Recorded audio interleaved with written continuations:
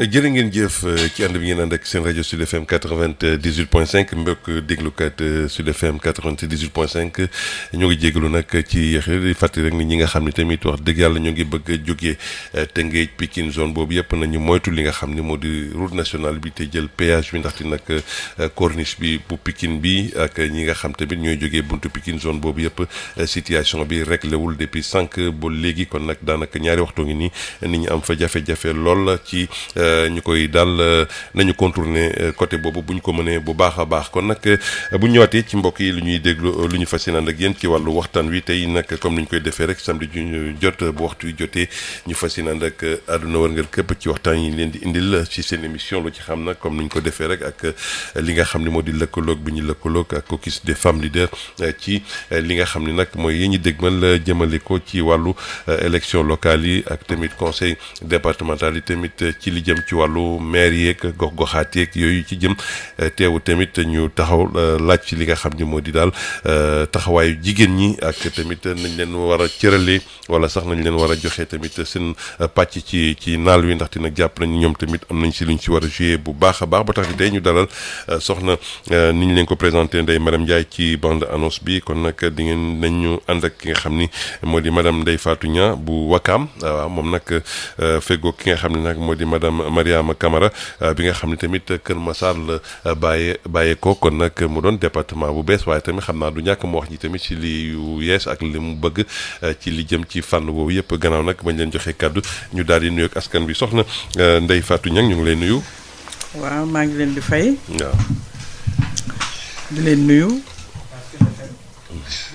moomu monsieur Thiam. ñu ngi lay fay. di nuyu waa Wakaam yëpp. di nuyu groupe caucus Fatou Sow Sarr ak WPP bi tax ma ñëw fii tey.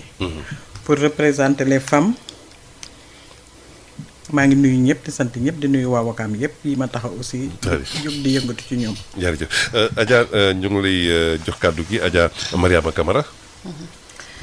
asalaamaaleykum. maaleykum mbooloo salaam mi maa ngi nuyu ñëpp. ñu ngi lay fay. bépp auditeur di déglu rajo bi.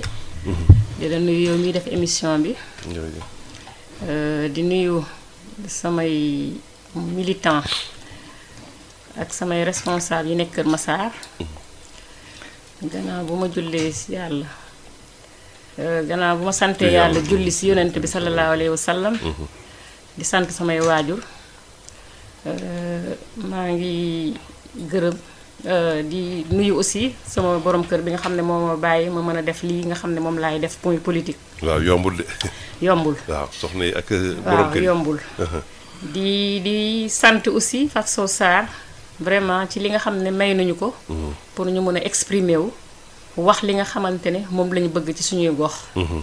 may nuyu ñëpp di sant ñëpp samay mbokk samay mbokk jëkkër ak ñëpp ñoo xamante ne ñu ngi may jàppale. d'accord si yow la ñuy dooree sax ndaxte jàpp nañ ni ci département bu bees nga soxee ko mu doon ci ñu naan ko donc 46e département kon nag di Kër Massar li nga xam ni moo doon demande la woon ci fànn woowu est-ce que jàpp nga di na nga jàngatee gannaaw bañ ko maanaam dagg koo xam ne daal def ko décret boo xam ne léegi département est-ce que ci wàllu politique dina tax ngeen gën a suqaliku ak li jëm ci wàllu daal li ngeen yaakaar ci maanaam luy commune wala département di soxla. waaw foofu moom dama siy sawar wax. parce que Kër Massar dafa nekk dëkk boo xamante ne dafa yaatu. muy 135 wala 125 quartiers la woon. mu nekk loo xam ne lu jafee defar. léegi ñun ñu nekk ay politique nekk ay actrices de développement nekk ci gox bi dafa yëngu. donc mu doon doléance boo xam ne yàgg nañ ko bëgg. waaw président de la république nag ñëw yombalal ñu ko. Macky Sall defal ñu ko mu doon loo xamante ne ñu ngi ko koy jaajëfal. di ko remercier bu baax parce que loolu wax dëgg yàlla ñun gis nañ ci suñu bopp. gis ngeen ci seen bopp. waaw kontaan nañ ci lool vraiment di ko ci remercier. waaw mais est-ce que li jëm tamit ci wàllu maanaam li nga xam ni moo di ndaxte tamit yëngatuy soxna yi danañ ko yittewoo lool dinañ si ñëw lu yaatu. waaye balaa boobu bëggoon naa laaj soxna tamit Ndeye Fatou Niang ci wàllu fi nga xam ni moo di Wakaam tamit ñu xam ko ci li nga xam ni moo jëm ci wàllu particularité dëkk Lébu ak daal li nga xam ne mooy daanaka nit ñi dañ koy faral di wax naan dëkk lébu yi politique fa du yomb loolu ndax nag li nga xam ne mooy ña fa ne waaye est-ce que yéen tamit ci wàllu li ngeen di yëngatu jigéen ñi yéen a ngi cay am yéen a ngi cay lëkkaloo ak ñoom wala na nga jàngatee li nga xam ne moo di situation politique bi ci Wakaam. waaw maa ngi nga may ma rek tuuti ma gërëm aussi sama leader sëñ Modou Kara Mbacké ak Soxna Dieng. waa gërëm samay dëkkandoo yëpp ak sama borom kër di def wax nag ne Wakaam lébu yi dañu am xam bon dos lañ koy wax xaw ma mais il faut nga vivre ak ñoom waaw pour xam ne li ñu leen di bàkkale sax nekkul ci ñoom dëgg la parce que je crois que li ñu leen di bàkkale muy ay bari problème bari histoire naqare political nekkul ci ñoom parce que bu nekkoon ci ñoom kon actuellement maire bi ñu am nii actuellement. Samba Diallo. dina am problème yu bari. parce que lii mu def Wakaam bu ko ba defoon ci beneen dëkk tey. leneen la ñuy wax. dëgg la mais man je me dis que lébu yi amuñu yooyu problème. et puis ils se laissent trop faire. xam naa ne peut-être que lañ leen bàkkal moo tax bëgguñu di def yooyu parce que nit ñi dinañ la bàkkal leen ba nga xam ne da nga bëgg a faj dara sax.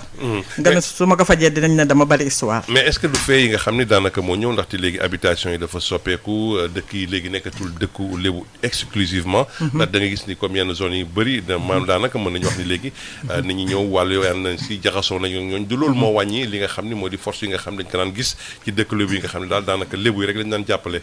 waaw léegi dañu am seen xam nga Wakaam loolu laa wax dama ne il faut nga vivre fa. nekk ak ñoom xam leen. c'est des gens yu nga xamante ne soo ñëwee rek indaale sa jàmm may leen jàmm. amul benn problème dañoo gore. dëgg la waaw ndax man sama papa ba muy ñëw Wakaam en 1900 presque 42 xam nga 43. donc moom dafa ñëw am fa boutique bu mag à Wakaam. léegi nag boutique boobu yëpp waa Wakaam foofu lañu daan jëlee seen ravitaillement fa lañu daan jëlee seen lépp. parce que benn boutique rek la fa woon à Wakaam. boo xam ne papeterie la woon. genre coppe daal. waaw voilà genre coppe nga xam ne day jaay lépp voilà. donc aussi. nekk ak ñoom di def social ak ñoom tamit. parce que boobu Wakaam du dëkk bu mag. dëkk bu yem rek la woon peu de pêcheur. alors léegi nag bañ fa nekkee sam papa daal di vraiment ñu adopté ko bëgg ko. boutique bi daal lépp fa lañ koy jëlee boobu nag lay ñetti camp militaire yi ñoo waroon Wakaam te camp militaire yi ñoom ñëpp fa lañ daan jëlee seen ravitaillement waa dëkk bi dafa jëlee seen ravitaillement. mais mu doon def di social. social ba mu doon def tam di ko def ak ñoom. xëy na am na lu ma ci fekkee am na loo xam ne booba xale la. mais à chaque fois su ma génnee ñoom ñoo ma koy fàttali. sa papa gor la kenn mënu koo fay. ndax tey bu ñu amee ay intellectuel ci Wakaam tey. sa papa moo tax ndax moo ñu daan dimbali. ci livre yeeg kay yeeg ak di ñu jàppale. kon nag ma ne lébu ne nañ ko leen bàkkale. nekkul ci ñoom. d'accord mais dafa am noo xam ne nag. am na tooñ yoo xam ne nag boo koy tooñ nit te nekk ci dëkkam bu yàggee mu révolté. d'accord dëgg la mais franchement gisuma loolu ci ñoom ndax maa ak ñoom a màggandoo jàngandoo école ak ñoom. yaroo fa def tout. mais daal vraiment neex nañu dëkkal. su bu fekkente ne daal. ni nga war a dëkkee ak ñoom dëkk nga ko ak ñoom. très bien mais sur le plan donc politique actuellement configuration boobu nu mu mel ndaxte daanaka yow yaa ngi ci parti sëñ Modou Kara bi. waaw kon yaa ngi ci municipalité bi wala ci. waaw maa ngi ci municipalité comme premier adjointe au maire. au maire d'accord. nekk aussi conseillère à la ville de Dakar. d'accord mais foofu gis nañ ni tamit ci wàllu jigéen ñi. première adjointe donc ce qui veut dire que ni respecté nañ li jëm ci wàllu parité bi. waaw respecté nañ lu jëm ci wàllu parité bi. bon am na tuuti rek problème.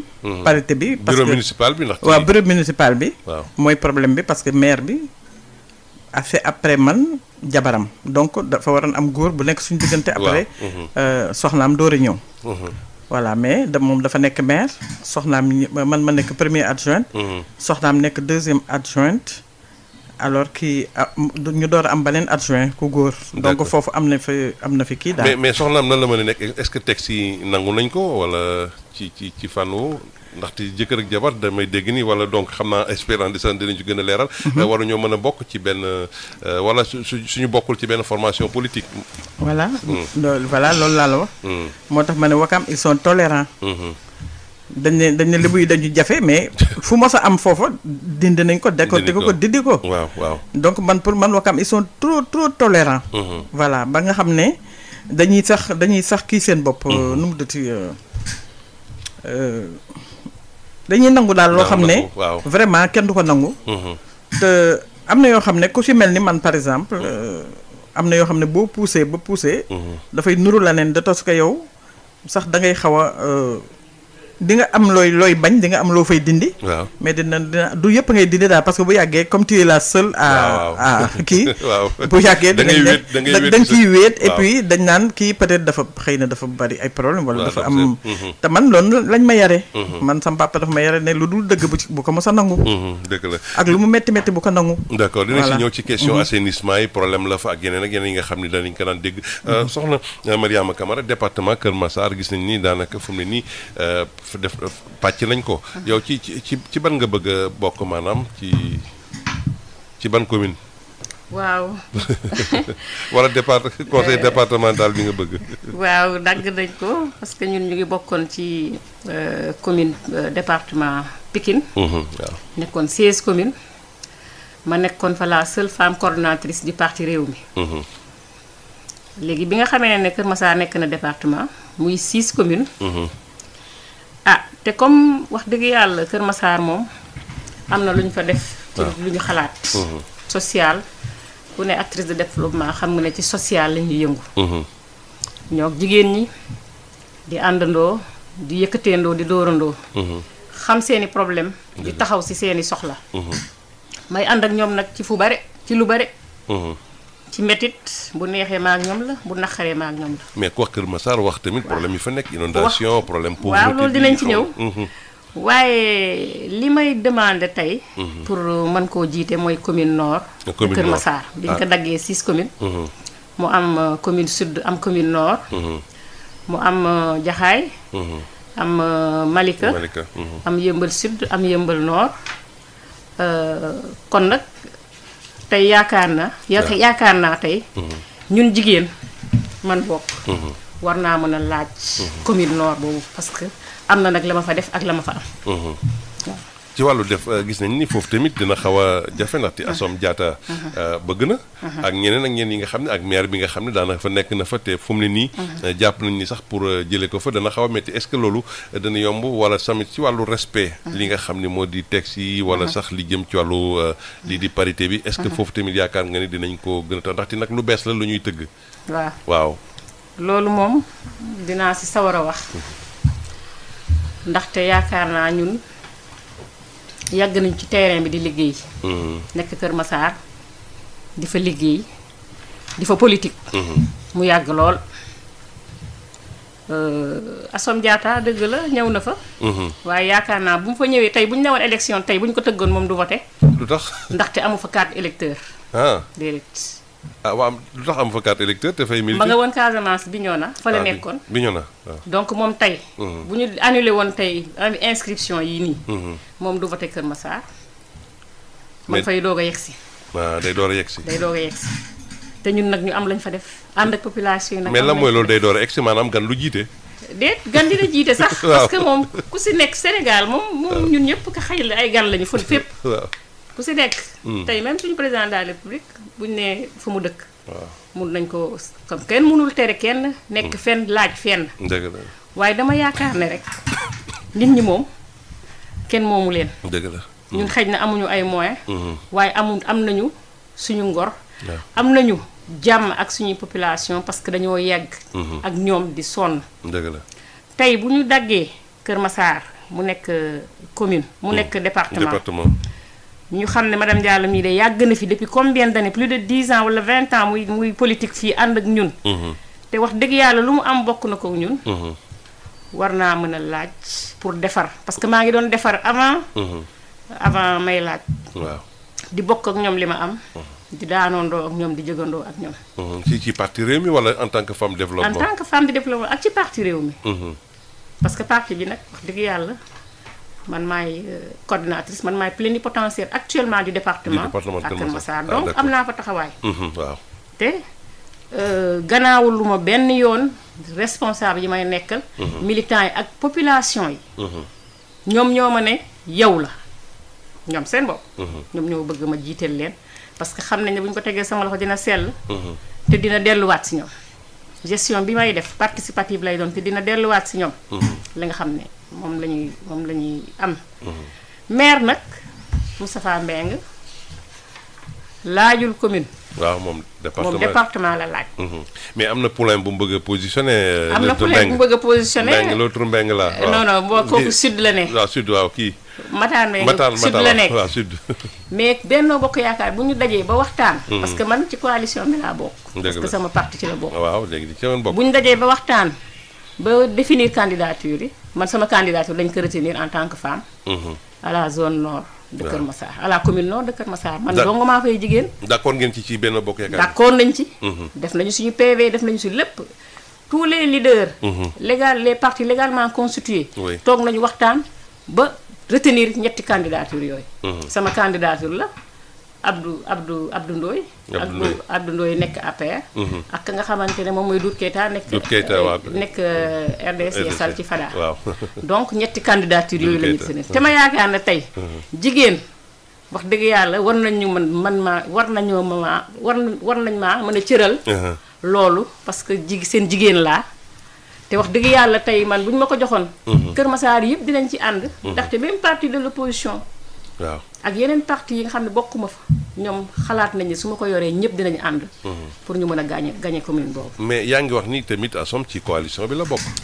ñëwul ci coalition bi. mouvement am la nekk mouvement la nekkee fu mu ne nii pour dem mais est-ce que mais tamit loolu du yàq tuuti ci li nga xam ne mooy ngeen bëgg rek xam naa dinaa si ñëwaat léegi ci taxawaay boobu am na solo trop mais soxna Ndeye Fatou Niang foofee ca kër Wakaam nit ñi askan wi dañ fay jooy li jëm ci wàllu surtout cité yu bees yi dañ fay jooy si wàllu problème insalubrité wala problème assainissement gis nañ ni coow li bëri na lool diggante la commune et les populations ak tamit ñenn ñi nga xam sax ñoo wàllu ndox meeg yooyu foofu dañuy jàpp ni kon mairie bi collectivité territoriale dafa mel ni taxawul ci besoin askan wi. waaw loolu moom dinaa ko dëggal man mi première adjointe. parce que moom maire bi vraiment taxawul dara ci dama fa fekkoon sax daf ko yàq parce que Wakam dafa assainissement mosuñu am problème assainissement. parce que mën naa wax ne tubaab yi avec la base française ak tubaab yi ñoo fa defoon kii boo xamante ne. vraiment mosuñu am problème assainissement. léegi nag gis nañ ne bi mu ñëwee ci 7 ans yi la ñu commencé am problème assainissement te bu fekkente ne am nañ ko. man moom duma ko ci génne. parce que man dama xalaat ne dama gis ne chaque fois dañuy andi assainissement dañ koy voter budget. dañ koy voter budget. te assainissement bi di gën a dellu ginnaaw. waaw. et puis man dama dama bañ ne da ngay taal daay ba mu tàkk ba pare nga ne au secours voté leen ma budget. ma assainir. donc ça veut dire que nit ñi xam nañ ni mu demee. xam nañ ne lii c'est pas normal. mais est-ce que kon y a des détournements d'objectifs wala de fonds wala loolu. moom kay moom y a des détournements d'objectifs de fonds de tout. parce que Wakam. assainissement bi waaw Wakam sonn nañ du assainissement bi rek loolu la ñu gis. mais raquette bañ leen di def di leen laaj xaalis pour di leen defaraatal seen i regard ak yooyu. parce que yëpp bouché. donc yow da ngay ñëw ci benn kër. ñu war la fay 300 000 francs nga war a fay 300 000 francs ñu fottali la sa regard wala ñu defal la kii. ñii di fay 200 000 francs te population bi sonn nañ. d'accord te gars yaa ngi leen di def raquette boo xamante ne di leen laaj xaalis. pour que seen affaire yooyu bouché te affaire yooyu bouché man génnewuma leen ci. parce que c'est des gosses yoo xam ne ils ne sont pas formés pour. d'accord l'assainissement. te ñoom ñoo fay nekk ci regard yi di def lu leen neex. donc bu regard yëpp fàttee Wakaam dara doxul ndox jàllul dara jàllul. mais man génnewuma leen ci génnewuma ci maire bi. parce que man toujours day ñëw toog na ma man de sama kër dafa bouché mosul bouché. te laaj nañ ma 500 000 francs pour déboucher ko. ndax doo ma kii ne laaj nañ ma 150 000 francs. c'est la commune qui demande moi. voilà c'est la commune qui demande. te loolu ngay demander yëpp booleeg la ñuy voter budget. waaw mënul defar. te alors que le budget a été voté. mais balaa ñu plusieurs fois mais même ma dégtal ni li ñu daal di ko ne loolu c'est intéressant point bu am solo la ndax dina cadre de vie bi am na solo. émission bi di loo ci xam pharmacie nationale d'approvisionnement moo leen koy may pharmacie nationale d'approvisionnement di PNA di leen taxawu ci ay garab ci générique muy garab yi nga xam ne garab yu baax la yomb te wóor te ngeen soxla ko fépp fu ngeen nekk te mu jëm ci ñëpp ñu xamal leen ne PNA mu ngi ci région yi nekk ci Sénégal yépp office national bu assainissement bu Sénégal ñu di ko wax ONAS dafa dellu di ñaaxaat askan wi ci mbalit yu dëgër yi nga xam ne moom la ñuy faratal di sànni ci bépp réseau ONAS nga xam ne ndox yi du mën a dem ni mu ware di jur xet gu bon di indi ay jafe-jafe ci sunu dëkkuwaay ak li ko wër képp ku nemmeeku nag yii gàllankoor ONAS tegal na leen fi numéro bii ñuy wax 81 810 12 81 810 12 numéro bii ñu leen jox mën ngeen cee woote waxtu wu ne bés bu ne ONAS dafa taxaw jonn ngir sellal sunuy dëkkuwaay ak li ko wër. PNA di pharmacie nationale d'approvisionnement ak ONAS office national de l'assainissement du Sénégal ñoo leen di may seen émission loo ci xam ak El Hadji Moussa Thiam. voilà jërë ngeen jëf ci nu waxtu wee jot ñu dégtal li nga xam nag mooy ñi suñu sponsor yi madame Ndeye Fatou Niang yaa ngi ko doon wax lu am solo la point boobu lu jëm ci wàllu cadre de vie bi ne nga daal cadre de vie bi lii di mairie bi jëlu ko en compte lan mooy wane ni donc te alors que le budget chaque année dañ koy voté génne ko ci lan nga ci ragal daal ni est-ce que ñooñee def loolee dafa am leneen lu ñu si jublu wala leneen. si leneen lañ ci jublu lu dul di récupérer xaalis di jox maire bi. parce que yow xaalis boobu ngay joxe ñu ñëw fekkal sa kër mu bouché wala kii te ñoom xam nañ ne ci ñoom la jóge ñu laajaat la xaalis pour déboucher loolu ah bu ëllëgee c'est pareil. donc man population Ouakam dañoo sonn coono boo xam ne dara yóbbewu leen ko parce que kenn du wax.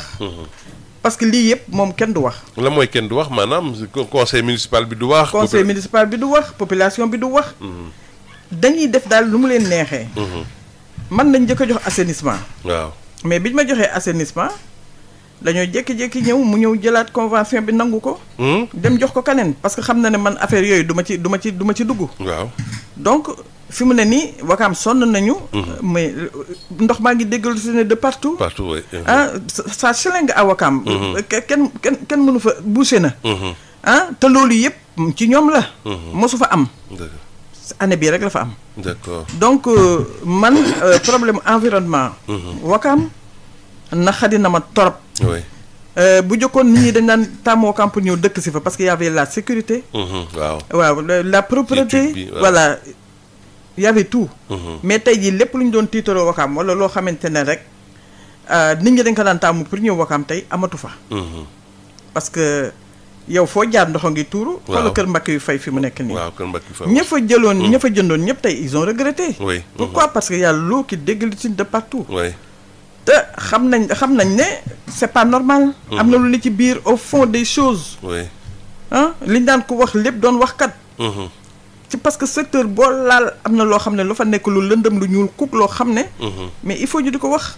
d'accord mais est-ce que si maanaam li nga xam ne yow mi di daagaan encore baatu askan wi foofee ci Ouakam te fas yéene nga ko n'est-ce pas ci sa maanaam campagne fas yéene nga ne taxaw ci axe yooyu tamit nga sensibiliser si askan wi pour que tamit ñu gën a jël en compte ci préoccupation wala topp leen pour wooteel leen voilà surtout sax loolu moo tax parce que man dama ne woon su ma defee benn mandat ak moom rek ba réaliser li may réaliser man j'arrête je me repose mais bi ma gisee nag vraiment manque de volonté bi mu def ci dëkk bi waaw ak li nga xamante ne moom la taxawoo dëkk bi ma gis ko parce que on a eu des partenaires yoo xamante ne dañ ñëw Ouakam pour dimbali suñu pour defal ñu benn stade omnisport waaw bu baax à coup de milliards te laajuñu ci kii bi dara commune bi dara defal ñu marché moderne plus une école boo xamante ne de formation pour les jeunes mu yàq lépp déet lu tax loolu parce que daf koy yàq parce que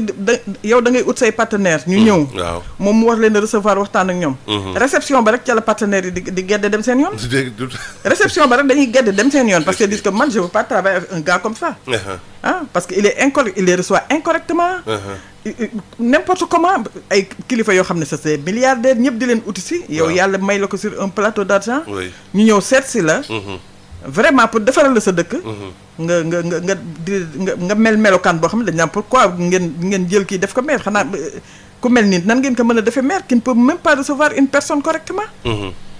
bu dee yow daal mën nañu def ak yow mais avec kii non franchement daal di lem seen i kaake. mais est-ce que nañu jàpp ni kon ci yenn maire yi comme rawatina maire bi ngay wax ni ñoom ñoo ngi si acte 2 ba léegi ci ndaxte acte 3. si texte yi ñoo ngi naan nit ñi dañoo war a dem dans le partenariat public privé. privé. dans le partenariat privé et on en a hein. même à Ouakam tey jii amoon na ci partenaire boo xamante ne dafa yoon ñëw tey pour des pavés. te daf ñu naroon na sax andil benn genre usine pavage boo xamante ne. ñoom ñoo koy defar te waa Wakaam yi xale Wakaam ñooy dem di indi ji suufu géej bi. waaw ak plastique bi ñu koy defaree. dëgg la waaw loolu day. à Wakaam. mais ak combien de milliers d'arbres. yoo xamante ne waroon nañu ko jox ñu planté ko à Wakaam. waaw. mu dindi mu kii yëpp d'un revers de main mu kii yëpp. mu rejeté donc yow nga ne da nga nekk maire. te lépp lu ñëw sa dëkk loo xam ne pour defar sa dëkk la nga rejeté ko. waaw man dama ne kii nit ñi nan lu tax ñu bëgg ko parce que bëgg koo xamante ne moom bëggul dara ci dëkk bi mel ni dëkkul Wakaam yarawu fa. waaw mais nit mën naa bañ a dëkk fenn sax te bëgg fa lu baax. comme yaa ngi fay dund. loolu nag man dafa metti parce que ce sont des partenaires yoo xam ne man la ñu ñëw man lañ gis si. waaw pour jàppale ma. ndax dégg nañ ne maa ngi ci maire bi. dëgg la mais pour moom politique yàqal na ko lépp. waaw ndax stade boobu tey bu ñu ko defoon. waay stade boo xam ne vraiment natation kii handball volleyball.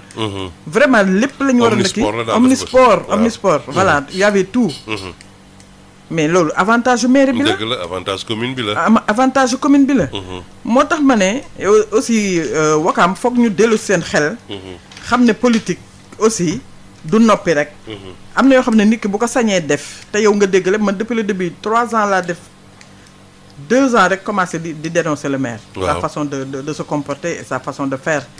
parce que man ba muy ñëw ci man daf ma waxoon ne ma dama bëgg nga jàppale ma.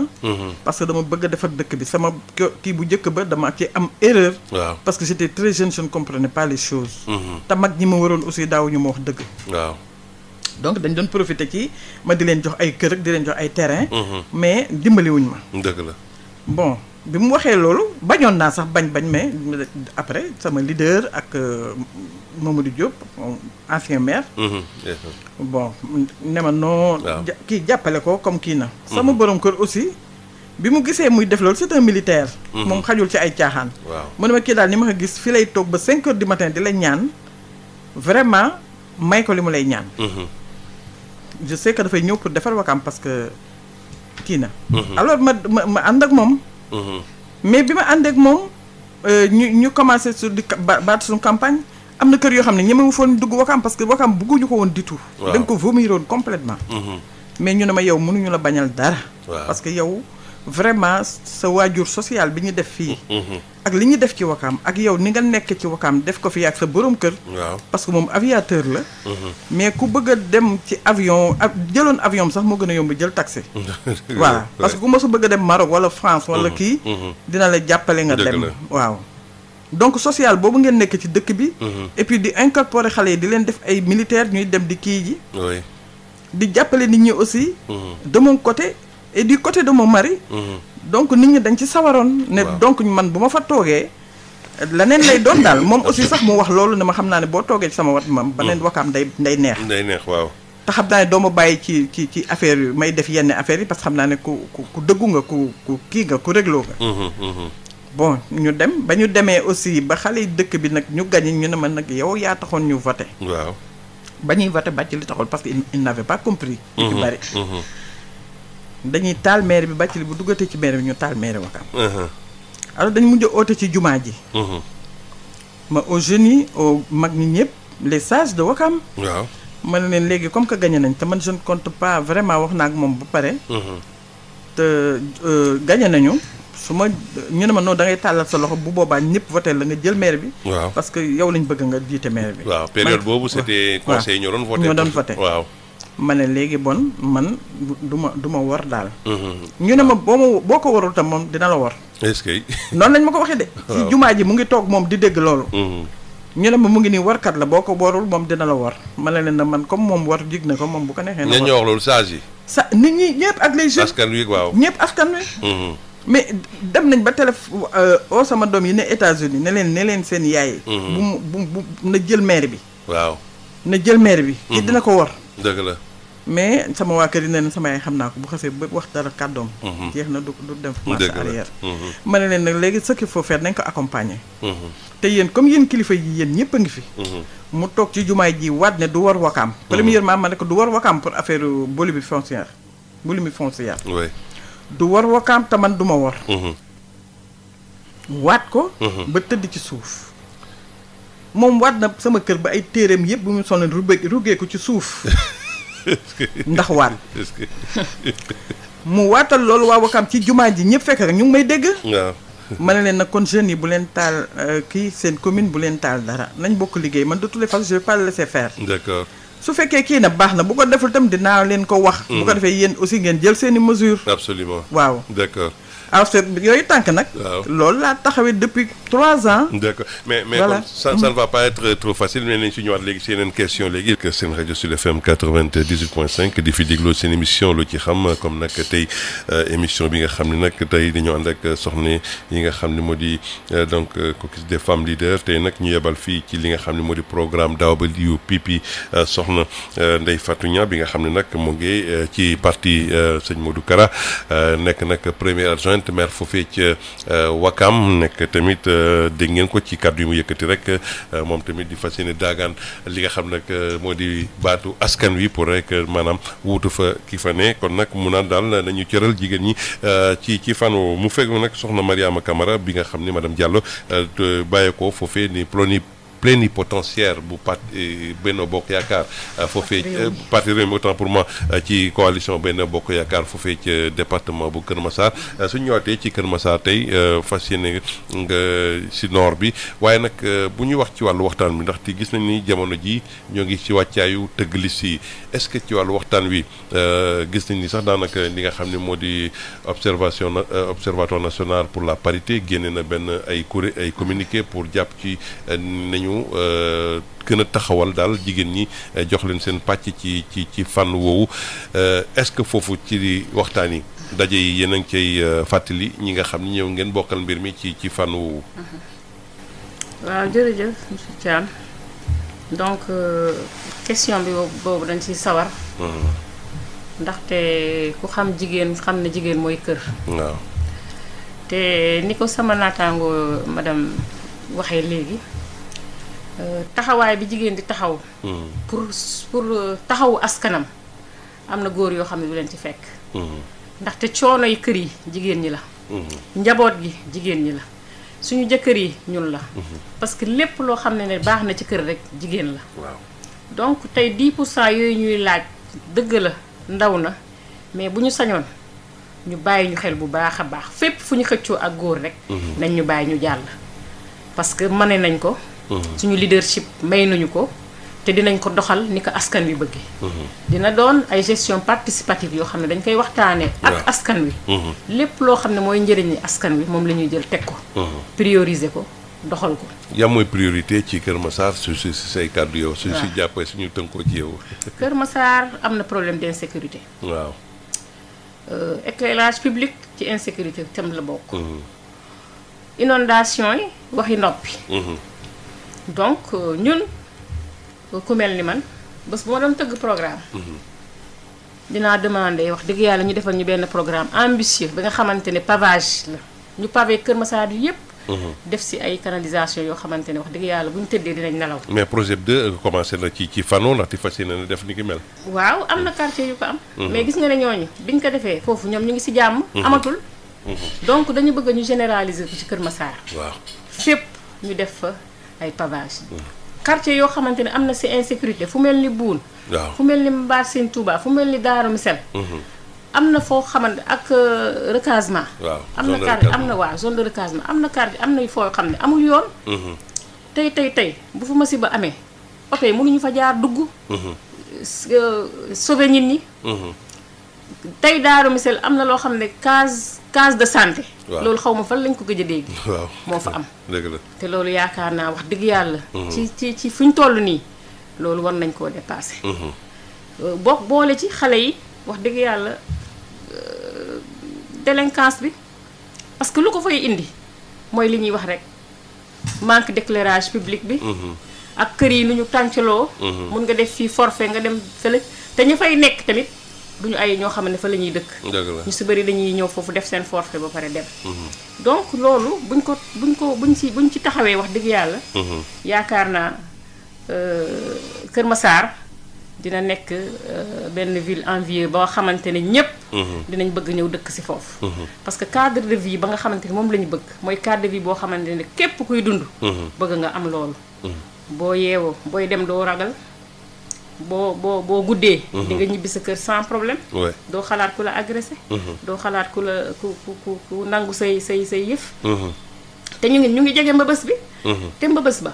waaw mbëbës bi foofu la boo xoolee lépp fa lay concentré woo. fa lay jógee. donc tey bu activité amoon même ci match yi ak yooyu bu tasee wala làmb yi bu tasee calvaire la pour ñibbi problème la. te am na ay poches yoo xam ne ci ay quartier ay Mbaar Sëñ Tuubaa ak ay buun dafa am yoo xam ne dañ leen délocaliser woon ay habitation yoo xam ne dañ leen jël yóbbu leen Tivaouane Peulh. waaw léegi yooyu au lieu que ñu maison inhabitée yi inhabitée yi foofu la. malfaiteurs yi di dem. dugg bu guddee ñu def naka su loolu noonu. parce que dafa amul éclairage public. donc population ñu ngi vivre psychose yoo xamante ne. waaw bu ñu sañoon tey bés bu ñu demee ba yàlla dogal. li muy dogal ci li ñuy mbébét. dinañ ci taxaw bu baax a baax. mais jàpp nga ni loolu dina nekk ci ndoddu li nga xam ni moo di maire bi fas yéene ñëw muy doon yow wala keneen ak yooyu ci mu taxaw ci ndaxte gis nañ ni maire yu bëri dañoo nekk ci acte 2 ba léegi maanaam ay subvention la ñuy joxe ak ay des trucs comme ça te alors que war nañu mën a taxaw ci loo xam ni daanaka mën a gën a si partenariat public privé bi. waaw loolu il faut aussi ñu ciy bàyyi xel parce que comme wax nañu ne am na lu ñoo xamante ne mun nañ dem wuti pour indi. mun nañ dem wuti ci partenaires yi pour indi pour doxal suñuy goxaan lu tax duñ ko def. il faut que vraiment ñun tamit ñu ubbeeku pour dem wuti. am ñoo xam ne suñu partenaires yu baax ba pare buñ leen yombalal mbir yi parce que buñ leen dëgëralee mbir yi rek. pour ñu mun a ñu yegsi si ñun dafay metti. dëgg la donc loolu aussi ñu ngi siy ñaax suñu état. di pour ñu wax dëgg yàlla accompagnement bi aussi dinañ ko xaar si état. parce que nit ki mënoo jël localité kii benn collectivité nga ne da nga koy développer sa bopp. il faut accompagnement ba nga xam ne bu si war la surtout département boo xam ne bu bees la ak commune yoo xam ne yu bees lañu. la fa nekk di xaar dafa bare. la fay xaar dafa bare li ciy priorité dafa bare. donc loolu aussi dañuy def la nga xam ne moom la ñu mën. te yaakaar naa bu fekkee ne lépp luy ñëw askan bi moom ko. dugal nañ ko fa nga xam ne askan bi foofu la war a dem. yaakaar naa lu bëri dinañ ko mën a réaliser si. mais yow plénipotentiaire réew mi nga parti réew mi te gis nañ ni gars yi ñu ngi commencé di waxtaan foofu ba léegi pour nas di si. est-ce que yéen ñu ngi leen di bàyyi xel ndaxte gis nañ ni récemment gis naa Khalifa Sall muy doxantu foofu. di ñuy rencontré ñooñam. ñëw na ti Kër Massar ñëw Pikine ak yeneen ak gox-gox est-ce que yéen tamit seen kii ñu ngi leen di taxaw ndaxte nag gis nañ ni foofee ku nekk sa parti. sa chef de parti da ngay dem di pousser say militants. pour nga gën a fës ci rencontre yi. waaw ñun ci mburoog soow lañ bokk. mais ana président Idrissa Seck yéen a ngi koy dégg. waaw ñu ngi koy dégg. waaw mais moom ñëwul seet sax xool na ngeen tëddee. waaw bu ñëwul it ñu ngi déggante ak moom. waaw ndaxte suñu kilifa moom. wax dëgg yàlla xam na ne am na njaboot Kër Massar te mu ngi ñuy bàyyi xel. te xam nga kilifa moom mënoo ko jiital ba pare di ko jiitu. dëgg la il faut que moom xam na ñi mu bàyyi. xam na ñun compétence bu ñu am. xam na taxaw bu ñuy taxaw population yi. te mi ngi siy bàyyi xel. ci coalition bi nag ñu ngi dem di waxtaan ak suñu yoon waaye prise en charge yi ñu war a jël ci waxtaan réellement amul. waxtaan bi war a am ci suñu biir. pour ñu xam nan la ñuy àndee. wax dëgg yàlla amul. amagul te ku si nekk yaa ngi jaaxle ba tey jii kenn xamul kan ngay àndal. pour dem élection ñun nag suñu leader li mu ñuy wax ci loolu lañ tënku ba léegi. Benno Bokk Yaakaar lay àndal. dem élection. ba léegi waxuñu lu ko dindi. mais dem leen ngeen waxtaan au niveau de la base ak ñi nga xam ne ñooñu ngeen fa nekkal les partis légalement constitués au niveau de Benno.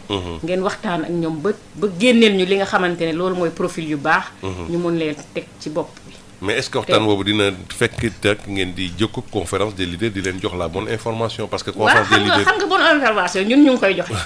waaye am na ñeneen ñoo xam ne ñu ngi joxe information yoo xam ne pour seen bopp la. waaw.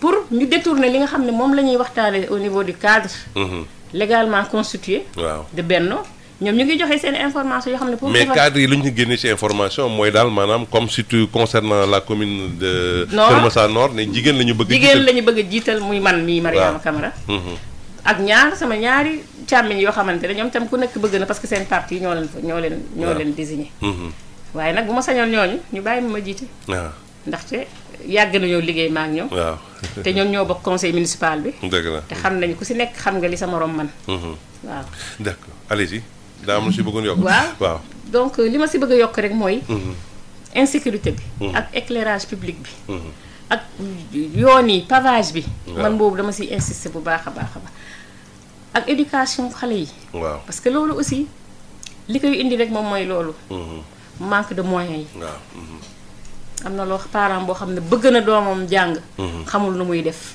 amul fu muy jaar dëgg la waaye bu ñu ko organiser ba nga xamante ne nu mu tuddatin sax mairie bi jël na en charge yenn aspect yi scolaire yi nu mu tuddatin sax wàññi li nga xamante ne walla sax jël en charge inscription yi waaw fourniture scolaire yi loolu dina tax ba parent bu nekk di nga ñeme gunge sa doom mu dem jàng même école la alxuraan la walla école tubaab yëpp benn la mais éducation dafa am solo ci dëkk loolu aussi dinañ ko ci teg ñu dellu si soxna Ndeye Fatou Niang ca Wakam kon nag jàpp nañu ni madame la maire ren au-delà du cadre de vie gis yaa ngi wax tamit di décrire bu baax a baax gestion kii boobu mais est-ce que yéen na ngeen fas yéene soobo ci élection yi ndaxte tamit baax na ci seeni parti wala coalition bi ngeen demee tamit ñu tànn ci jigéen waaye tamit respect parité bi ndax gis nañ ni déjà ONP mu ngi dànkaafu parti politique yi ak coalition yi naan daal nañu bàyyi xel bu baax a baax loi bi li jëm ci wàllu parité bi ñu respecté ko. waaw léegi maa ngi jóge ci environnement léegi. waaw. mais ñun xam nga man dama nekk ci benn parti boo xam ne dañu xaw a particulier parce que maa ngi ci parti de la vérité pour le développement. donc dëgg rek moo lay tax a mën a jóg ak développer sa dëkk. boo ko defatul yow nekkatoo ci parti bi. parce que loolu la parti bi laaj. ku ne xam na ne sëñ Modou Kara assainissement moo ci man ak yoom ak njabootam. waaw assainissement moom moo ci man partout. cimetière yeeg. waaw mu ngi béy cimetière yi. voilà fu am aussi inondation mu yebal fa. njabootam ñooy toppatoo lépp. moo tax ba ñu toogee premièrement ci mairie bi rek. dama oo waa PVD yëpp ne leen organisez-vous ñu def benn GIE ba nga xamante ne assainissement Wakam ñun ñoo koy yor. ngeen concerté wu bu ngeen ma formé leen en GIE. na ko nekk cotiser lu yem. par exemple 1000 francs pour mu yomb ci ñëpp. parce que man tam dama di nit koo xam ne bugguma di ànd ak nit di ko defal lépp. waaw damay bëgg ngay participer tuuti pour nga xam ne lii sa daraa ngi ci. dëgg la absolument. alors bu ko def ba ma leen ko waxee nag def réunion wax leen ko. ne leen bu ko defee ngeen yor assainissement Wakam bi bu fekkente ne sax marché yi la. wala faneen da ngeen koy def gratuitement du leen fayeku yéen waa PVD. mais fii mën ngeen ko def de sorte ko dinañ leen utal benn kii ngeen di fayeku. ku ci au moins muy liggéey. mais loolu day nekk loo xam ne benn convention la ak waa ONAS parce que. waaw voilà convention lay doon. ak waa ONAS mais dañ ciy liggéey parce que dama ciy waxtaan ak ñoom rek. ba ñu d'accord ñu wan ñu yoon wi ñu war a def. waaw ñu formé pour que ñu am ay relais. ñu voilà am ay relais ak yooyu. mais ba ma leen waxee loolu ci réunion. ñu war a def loolu. maire daf ma daal di jëkkantu parce que moom saa yooyu def réunion am na ku mu fay yebal. jëkkantu ma daal di dem def benn kii am ku mu indi foofu pour affaire assainissement bale yeeg yooyu. waaw fu mu mujjee ak ñoom yoral leen xaalis bu dul jeex fayu ci kenn. problème yi nag man mii maa mujj wut ay financement. parce que ay jaaykati gerteeg ñoo xam ne dañu néew doole. yaakaaruñu fenn ñoo fa nekkoon di bale pendant 6 mois. 8 mois. mu yàq suñu projet boobu maag waa PVD. sàppe leen le moral ut ñeneen teg fa ut kaneen teg fa. kamu fa teg moom ñu ngi xëccoo fi mu ne yow yaa war a fay ñii kii yow moo war a fay kële. mais loolu trésor moo ko war a fay xaalis boobu disponible na génn na. voilà génn na disponible na génn na mais fayu leen. man maa leen mujjoon a utal avocat et tout ça pour ñu am ci seen i fonds. parce que nee naa leen 300 000 francs yi ngeen leen yoreel ak ay 500 000 yi ñu leen yoreel ci paiement. bu leen ko xeeb. mën nga doon départ pour yéen pour ngeen liggéey. mais ba ñu demee ñu koy xëccatoo bal bi kii ne man yaa war a fay kii ne yow yaa war a def lii daal affaire yooyu. ba mu jóge mu en queue de poisson lañ ci mujjee. waa PVD aussi ñoom it la ma leen waxoon pour ñu def ko pour ñoom di ci mën a liggéey ñoom it di ci am dara. ñoom it tout est tombé à l'eau donc le projet boo def ci maire bi mu tas ko tasaare ko. waaw. jaral na la mettre en mal avec ces gens là ba ñooñu dutuñ la sax déglu. donc bi ñu waxee loolu jigéen ñi ñëw ma utal leen benn financement. financer leen xaalis après jël benn fonds de roulement boo xamante ne c'est 25 000 francs par personne ci biir marché yi ñi nga xamante ne bëgg nañu liggéey te amuñu lu ñu liggéeyee. ma def fa benn fonds de roulement ci délégué de marché bi sax laa ko jox. ne ko léegi ku fa soxla rek xaalis wala jënd ndugg te amul lu mu duggee. jox ko bu ko defee tous les jours mu jox la 1000 francs. su jeexee xaalis boobu jeexee 1 million laa ko joxoon bu jeexee léegi nga jox ñeneen. ku fay daal nga remplacer jox kaneen. mu nekk un fonds de roulement pour dimbali jigéen ñi. ñële aussi ma jox leen financement ñii 250 000 ñii ku ci nekk daal li nga xam ne. war nga ko mën a liggéeyee ma jox leen ko muy financement. donc loolu man maa ci mujj affaire mbalit moomu. ba tey ji fay ñu leen seen xaalis. te amuñu fenn fu ñu ko jooyee. waaw donc loolu yëpp. def naa ko ci mairie bi. dem naa aussi même jigéen ñi nga xam ne ñoo bokk conseil municipal sax bañ ma waxee na ma dañ lay def présidente d'honneur. dama leen organiser ne leen donc nañu comme que ñu ngi ci maire bi 5 ans yi ñu fiy toog je n'attendais pas à ce que ñu toog fi 7 ans. waaw donc 5 ans yi ñu fiy toog je vais vous organiser. ba nga xamante ne ñun ñëpp dinañ dem màkk balaa 5 ans yi jeex. ah macha allah. ñu organiser wu waxtaan comme ni ma waxtaanee woon ak waa PVD. ba yeggal ma ne leen man je suis une femme de développement. j'ai travaillé avec Oulimata Dioum à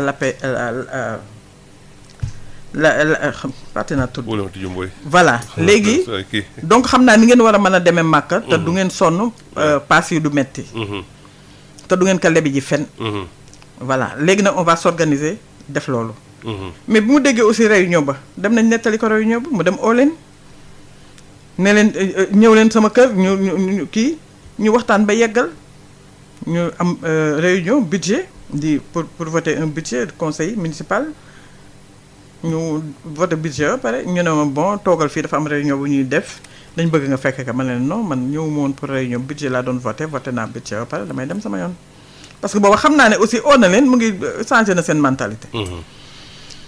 Bon ma ne leen bon d'accord te man ci sama ñi nga xamante ne sax man maa leen sama liste lañ génne. waaw ñooñu lay jël jiital leen pour ñu confronter ma.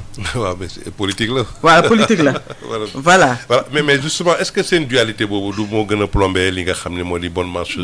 waaw parce que dañoo sentir ni dafa am benn dualité yow ak l'adjoint ak seen bureau municipal bi dafa am benn dualité boobu. non du dualité sax. dafa am koo xam ne daf fiy nekk di casser man lu ma bëgg a def ci lu baax loolu ba tey bu ma ko defoon tey. moom c'est le maire moo ciy jëkk profité. dëgg la mais man dama gis ni d'habitude dañuy def les adjoints comme bureau municipal adjoint chargé de tel premier adjoint chargé de tel éducation wala premier adjoint chargé environnement yu mel noonu. mais wax naa la voilà c'est ça waaw yow joxoon nañ la wax naa la jox nañ ma assainissement. dañ ko mujj dangu si waat. mais lu tax bureau municipal maanaam le conseil municipal taxawu ci. non duñ ci taxaw. mooy li ma lay bëgg a expliquer rek. ñun suñu maire dafa am beneen façon bu mu taxaw bu dul li maanaam dafa c'est un hors la loi. voilà loolu mooy c'est le mot. waaw léegi femmes yooyu dañu toogaat. def réunion ne léegi dindi nañ ma donc liñ ma waxoon ne ma dañ ma koy def présidente d'honneur pour ñu def loolu léegi maire bi lañ jël léegi def ko président d'honneur. xam nga man ces petits jeux là. man du ma ko def xaw ma ko. du ma ko dund. alors bi ñu ñëwee mu ne leen dinaa leen may passé màkk après dina ngeen def ay tuuri mbaxal di mbaxal ak yooyu. ak mais bi ñu ñëwee expliqué ma loolu man leen c'est bon man dama leen doon nattaloo moom dafa leen di may passé màkk kay dem leen ci moom. c'est de bonne guerre. man dama doon def rek pour jàppale leen mais aw ma xaalis mu leen di jox nag di leen may passé màkk. mais nag on allait s'organiser at mu jot ñu def benn conférence. oui. bu boobaa même bu ñu nattee parce que mën na am yeneen billets supplémentaires yoo xam ne dañu koy may. ci mairie bi bu ko defee ñëpp dem màkk avant ñuy jeexal au moins suñu toogaay fii jariñ dara. bon mu yàq lépp comme ni mu yàqee lii donc ki nekk ci mairie di yàq. bëggul dara lu fa taxaw. mais du affaire dualité wala quoi que ce soit man presque moom lay jàppale. oui waaw parce que bilan yi. parce que lii ma fi indi yëpp moom moo koy. moo koy kii dañ naan ba fi bàcc li nekkee lañ fi def réaliser stade omnisport. oui ci la ñu def nii ci lañ def naa. donc yooyu yëpp mu yàqu ko. dëgg la. bon man tam ma xam ne kii moom vraiment dafa jógul pour liggéey. alors moo tax ma ne jigéen ñi. waaw nañ leen jox maire yi. 10% yi ñuy laaj bariwul. te depuis l'indépendance ba léegi jigéen ñi dañoo gore di jàppale góor ñi. góor gu ci taxaw ñoo la jàppale. mu jaral leen xeex jaral leen xuloo.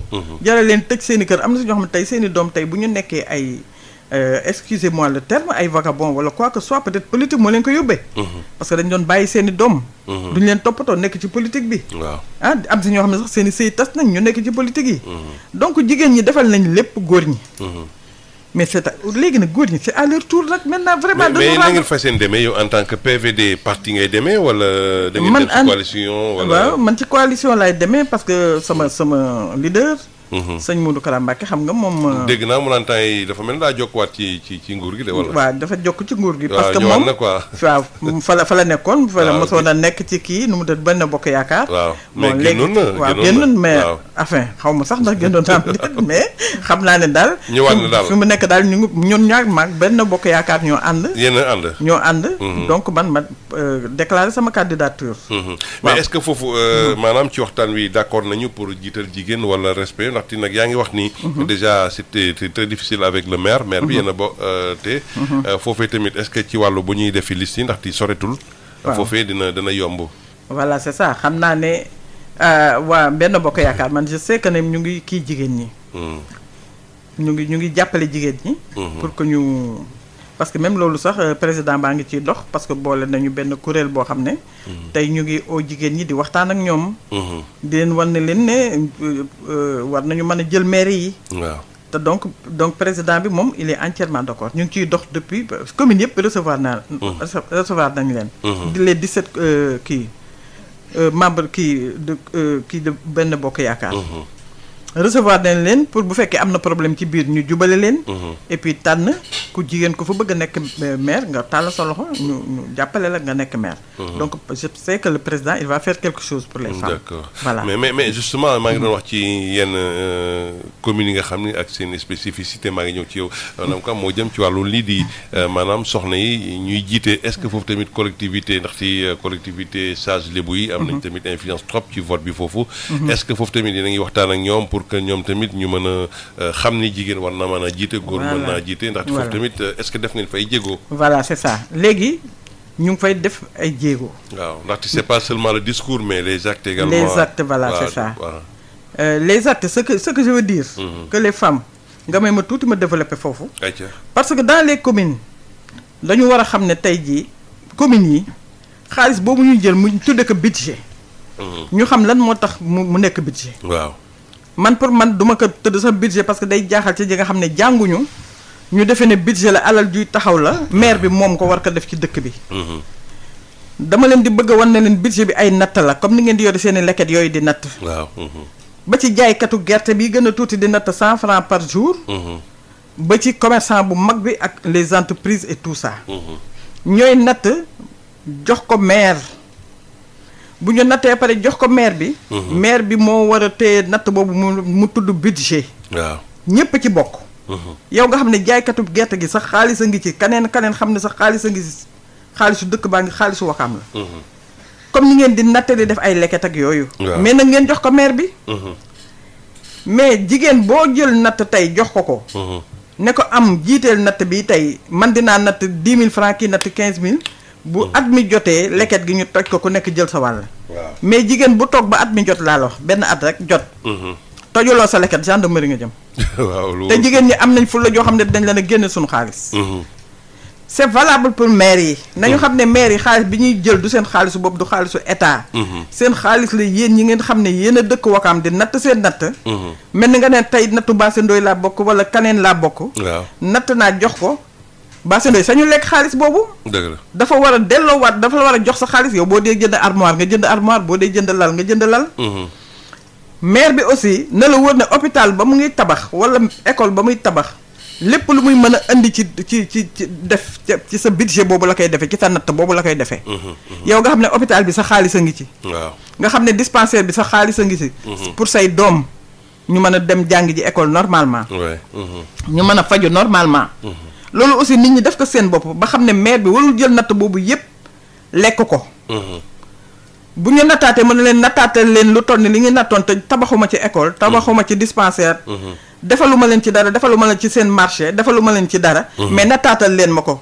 waaw ngeen nattaat ko mu lekk mais bu yàggee mu nekk ñàkk fayda. jigéen ñeme na loolu. jigéen ñemewu ko parce que natt boo xam ne sax 10 millions la. waaw même 5 millions benn jigéen ñemewu ko lekk. te say morom dajaleewuñu la. dajaloowuñu la toroxal la. waaw wane ne diw lekk na suñu natt. mais massa na ki nga nattal ay milliards mu ne la nattal nga ma kat 1 milliard. seen biti ñaata la. suñu biti 1 milliard 700 000. 700 000. voilà. waaw. nattal ngeen ma ko ba pare. léegi nag maa ngi nii muy 15 milliards ci juróom-ñaari at yi ngeen ko nattal yéen waa Wakaam. waaw natt booba ne France. gisu leen ci hôpital bu ñu tabax. waaw gisu leen ci la fa nekkoon sax faf yàq na ko faf. ba pare di leen laajaat xaalis pour assainissement boobu nga xamante ne jox nañ ko xaalis ba ba pare. mu naan leen boo bëggee ma futtalil la fii jox ma 200 000 francs. boo bëggee sa 12 marché jox ma 100 000 francs. nga di ko jox ay ndongom ñu di ko yotaat di ko boole. donc yéen dégg ngeen ñaari yoon. ah kon nag loolu pour expliquer population bi ñu xam ne maire li mu yor seen alal la seen. yéen a ko moom. yéen a ko natt jox ko ko. comme ni ngeen di nattali jox kenn. mu war cee réaliser li mu ci war a réaliser ku ne gis ci sa bopp. dëgg la seeni doom war a mën a jàng ji muy utal leen ci ay bourse ASC yi mu dimbal leen parce que seeni doom ñoo ni yor ASC yi. bourse yi mu utal leen ay bourse seen doom jàngi. bu école tijjee lu ma leen mën a dimbali ci fourniture comme ni Baye Mor Niang daan def. mu dimbal leen ci ay fourniture. mais du ci def dara. du ngeen gis dara bu tabaski jotee rek mu yàkkamti génne 250 millions. waaw pour tabaski. aide tabaski. aide tabaski 250 millions man de mosuma cee am dara man mosuma cee lekk dara. parce que man il m'a privé de tout. pour que ma noppi bañ a waxati wala ma bañ a kii. mbuut maa mott lay def. waaw muut maa mott rek man nag du ma ne muut moom te du ma ne mottit. waaw benn du ma ko ci def. waaw d'accord. voilà léegi nag. mu def loolu. ne nag léegi su ma téyee carburant du ma ko jox carburant. téye carte grise am joxuma ko carte grise am. joxuma ko koor joxuma ko tabaski joxuma ko dara du am lu mu jox nit ñi. wala bu yàggee dina gedd dem yoonam comme na mu defoon nag premier adjoint bu njëkk ba. waaw kooku gàddu ay kaakeem yépp jébbal ko. démissionné dem yoonam. ah oui deuxième adjoint ba noonu. amoon ngeen ko seen bureau municipal waaw bu njëkk ba. bu njëkk ba waaw premier cas. loolu nag la doon ut ak man nag. waaw loolu yëpp mu def ko faalewu ma ko. d'accord. ma xam ne rek. la ma fi tax a toog population bi moo fi tax a toog. dëgg la dama daan dawal sama oto te nekkuma mairie. daan jënd carburant di fay sama chauffeur te nekkuma mairie. kon fu mu ne nii yooyu yëpp amatoo ci. loolu yëpp aw ma ci dara joxuma ci dara première 6 mois yu njëkk ya daal la ma ko jox. tëj ko. joxatuma ko. d'accord ba keroog bi ma ko acculé. la naan man yëguma ci dara xaw ma woon ne 7 ans yi nga toog joxuñu la lii joxuñu la laa ma ne ko sa léegi sa kii bi sa nu mu tudd sa. gestionnaire yi fi nekk. ñi nga kii ñuy lay liggéeyal ci maire bi lan lañ fiy def. comme yow mënoo fi xam dara. ci maire yi xamoo li xew. waaw yow ñoom lan lañ fiy def. yéeme na yow xanaa yow doo sanctionné kenn. dëgg mu ne ma ne ko nag léegi xam nga donc ça c'est de la mauvaise volonté. ouais du caaginu dualité mooy koy ñëw di la yàqal man dama koy defaral. yàqaluma ko. parce que am na projet yu waroon a tax ma ñëw. ak moom liggéey projet yi man ci laa nekk. mais mu di ma mettre les bâtons dans les roues. mais jàpp nga ni yow kon boo ñëwee projet yi mën naa dem ba léegi. waaw projet yooyu parce que ñoom ku ci ne samay partenaires yooyu tey. su ma leen demee gisaatee parce que ñoom nee nañ maire bi lañ bëggatul a gis. ci at boppam. mais su ma leen gisee dinañ ko kii. très bien ñu ñëw ci soxna madame Diallo waaw daa am lu ci bëggoon yokk ci. waaw ci mbirum jigéen ñi rek. waaw. ndaxte comme li ma ko waxee rek actrice de développement la. donc ci Kër Massar organisé naa jigéen ñi. ba ku si nekk ci sama ñàkku bopp yëkkati xaalis jox la pour nga mun koo ëlbati yaag say groupe. donc bu ma gisee ni jigéen ñi coono bi ñu nekkee. metti na damaa jël li ma am. ànd ko ak ñoom groupement bu ma dem bàyyi fa 250 000 wala 200 000. pour ñoom ñu organiser wu. di leblante seen biir. di ko ëlbati. ba tey ñoom ñooñu kenn ku si nekk am na loo jàpp. yaa ngi yëngatu si dara. donc ñoo booloo ne ma comme ba nga amul yaa ngi ak ñun. ci sa ñàkk bopp tey bu ñu la joxee di nga xam orientation bi ñu jox ni di nga si gën a nekk. dëgg la. donc autonomisation des femmes. dafay loo xamante ne dafa war si dëkk. mais vote bi du seulement jigéen ñi soxna. du jigéen ñi rek. waaw mais jeunes yi artistes yi ak ñëpp. man madame Diallo ñëpp laa. démb rek ay artistes fental lañ ma woy. waaw benn assemblée générale laa am. ñu ñëw rek defal ma surprise boo xamante ne. maar day taali la. macha allah ay xale yoo xam ne dañu yore seen i groupe théâtre. waaw football bi. ASC yi zone yi bu si nekk dama siy taxaw. parce que dañ may tuddee ay activités ay événements. ma siy dugal sama loxo. donc ci loolu ma yaakaar ne ka nga xamante ne ma ngay xalaat population yi suqaliku. te joxuñu ko tey bu ñu ko joxee ci li nga xamante ne comme ni mu ko waxee natt la pour jox mairie. budget la boo xamante ne dañ koy jël ñu ne fii poste bu nekk lii ak lii ak lii lañ ci nas. lañ ci nar a def poste yooyu normalement bu fekkee ne voté nañ ko. bu si nekk fu mu war a dem dafa fa war a dem ndaxte tey bu ñu ne woon ASC bu nekk 250 000 lañ lay jox par an. ñu voté ko année bi jeex ASC yi gisuñu dara. xam nga loolu problème la ci mairie. absolument. donc bépp maire bu am problème yooyu. day fekk yaa ko yóbbee sa bopp. parce que da nga diggee ak askan wi loo xam ne doxoo ko. ñun nag nous voulons gérer dans la droiture. l'équité servir les populations nekk seeni soxla. ba tax na ma xalaat benn projet boo xamante ne. xëy na man tey su ma ko nekkoon dinaa si liggéey bu baax. muy lan. mooy caisse de solidarité participative. waaw am na dëkk yoo xam ne ñu ngi koy expérimenter. muy da ngay dajale. quartier bu ne. te loolu non seulement dina indi koom. mais dina indi sécurité. parce que quartier bu nekk chef de quartier ba fa nekk ak ñi nga xam ne ñoom la ñu wóolu ci quartier bi ak ñi am doole ak ñi ñàkk doole ñëpp ay àndandoo def benn bloc. weer bu nekk ku am mu ne man lii laa am mun naa dugal 1 million kii mun naa dugal 100 francs kii ne mun naa dugal 200 000 kii ne ba. kees boobu nekk loo xamante ne dina jàppale quartier bi. ci ay soxlaam. waaw tey bu inondation amee mun nañ dem jël ci kees boobu jënd moteur jënd carburant. le temps que état ñëw pour appuyer. dina fekk loolu ñu saafara ko. ku am problème feebar bu metti kees boobu war naa mën a jàppale kooku. sécurité bi ay gardiennage. kees boobu war na mën a régler loolu. donc am na dëkk yoo xam ne comme Rwanda. ñu ngi koy expérimenter te. dafa di loo xam ne day développer. ba pare dina régler le problème de comment dirais-je des récépissés des résidences. parce que tey boo dëkkee si dëkk. waaw di nga ci mën a participer activement di nga mën a xam kër gi dëkk bi. résident ñaata ñoo nekk si quartier bi. absolument ku dugg si di nga ko xam ku fi bokkul di nga ko xam. ku dugg si kër googu. ku fay locataire di nga ko xam ku fay borom kër di nga ko xam. dëgg la. te bu boobaa population dinañu jaxasoo suudewu jàppante ba nga xamante ne. dara du ñëw pour yàq seen dëkkuwaay yooyu. absolument. chef de quartier yi maa ngi leen di gërëm aussi di leen sant. waaye am na chef de quartier yoo xam ne wax dëgg yàlla ñu doy waar lañ. waaw parce que lépp luy torox tànge ak nattu ak coono population ñoom ñoo leen koy teg. man sama quartier ba ma dëkk. délégué de quartier ba fa nekk duma tudd turam. maa ngi dëkk Kër Massar Parcelles Assainies unité 6. unité 6. délégué ba fa dëkk doy na waar. am na marché boo xamante ma nga fa jàkkaarloog sama kër durant 20 ans. mu encaissé suñu xaalis marché ba mënul fexe ba yegg ba léegi. sàcc yi bandi yi ndox yi bon yi ak lépp ci marché boobu la. unité 6 waaw. te nee na mu ngi politique. man moom duma politiqueal parce que xam na ne man bés bu ma ñëwee. du doon lu koy neex. ndaxte dinañu régler loolu problème marché yi war nañ ko mën a régler parce que jigéen ñi tey. boo xoolee benn jigéen di xëy di jaay jën mu xëy fajar mu jëndi jën yenu paanam ñëw toog di jaay war nga koo mën a fekk fu mu nekk nga defaral ko fa nga xamante ne fa lay jaay. environnement bi cadre bi mu cadre bi. nga wutal ko ay gants. équipé ko ba nga xam ne bu ñëwee entreprise lay nekk. oui absolument. dina mën a liggéey ak xel mu dal. dina mën a. doomam sax mun na ko employé foofu bu fekkee ne doomam amul liggéey. muy ànd ak moom di liggéey. kii di waas kii di dagg. kii di encaissé. mais loolu dina mën régler le problème bi président di wax naan désencombré mbedd yi dina ko def parce que ay marché yaa nga fa mais nanguñu ko defar. tey marché Kër Massar yi yëpp dafa inondé. waaw yëpp yàqu na.